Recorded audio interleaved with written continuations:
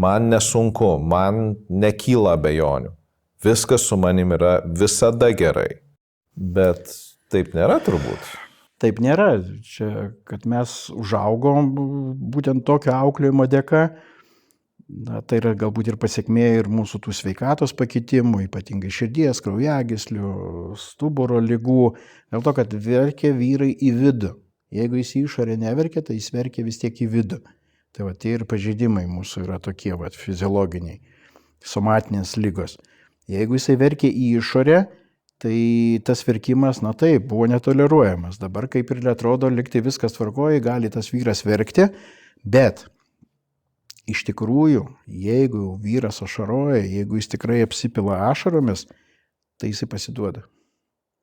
Vat tuo metu, kai jau jisai nebemato to pasaulio ir vien tik tai ašaros, jis tikrai nepasiruošęs kovoti arba bent jau siekti tam tikro stabilumo, jis pasiduoda.